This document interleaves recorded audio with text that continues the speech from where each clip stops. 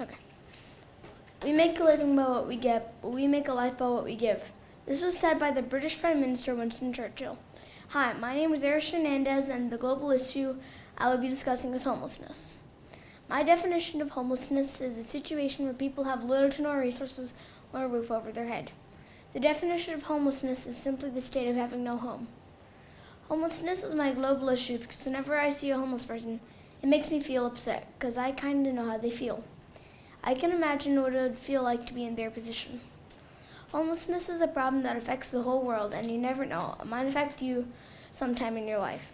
Today I'll be talking about 3 major points of homelessness. First, I will focus on the 3 main types of homelessness. Second, I will focus on the difficulties homeless people go through to get medical care. Lastly, I will highlight the countries that are setting an example by having the least amount of homeless people. To start with, there are 3 types of homelessness. According to HousingFirst.com, 80% of the homeless population are transitionally homeless. The main things that cause homelessness around the globe are fairly consistent. The 3 main things that cause homelessness are loss of job, bill increase, and eviction. My second main point is why homeless people can't get medical or health care. Well, first of all, homeless people can't get health care because if they don't have a home to keep their things in or an address to get mail, they're not able to get help for care if they wanted to.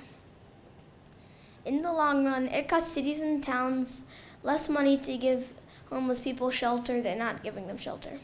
This is because if homeless people don't have a home, they go to the hospital and emergency room more often because they are more vulnerable. This is more expensive than providing them with shelter. Another thing that works against homeless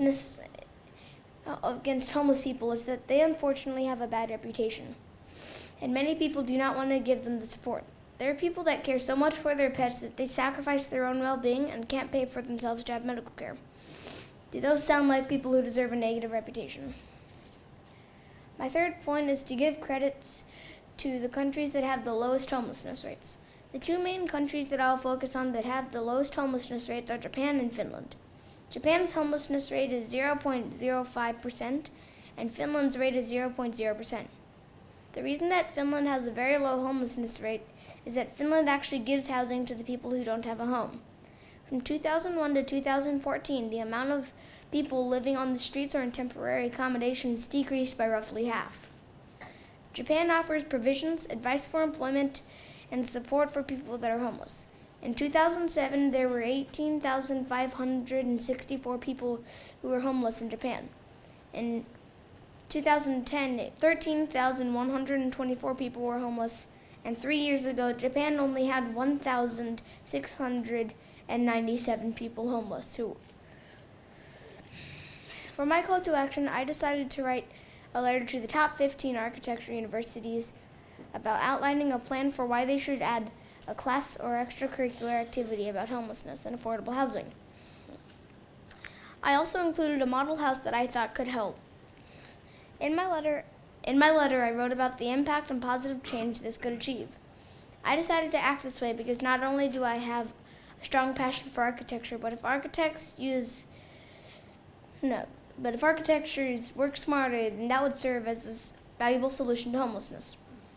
Today, there are technologies that are able to build homes cheaper so that more people can afford them. A 3D printer allows you to build a 600 to 800 square foot house for only $4,000. That's bigger than my flat here in Hong Kong. My belief is that if architects use the technologies available to them, we could make strides towards ending homelessness. While my call to action was writing to colleges and universities, there are many other ways you can do your part to help the homeless. Things include donating money or items to shelters and organizations. There are multiple organizations that you can donate to, such as Goodwill, Mercy Housing, and United Way. Last year, my family helped a local group called Food Not Bombs. Food Not Bombs is a group that uses vegan leftovers or cooks vegan food and then delivers it to local homeless people without questions or applications for services. Every cent, donated item, or minute of your time goes a long way in helping and changing the perception of homeless people. This world has far too many people ending up homeless, and for a lot of different reasons. The systems we have in place aren't working to help stop homelessness. They're actually not doing anything to help them get health care or create more affordable housing. Finland ended homelessness by making permanent houses for all the homeless. They set an example for the rest of the world to take care of their people. So please make the right decision and help our society fight homelessness in any way you can. Also, if you are an architect or want to be one in the future, remember that you have a responsibility for more affordable homes. Thank you for your time.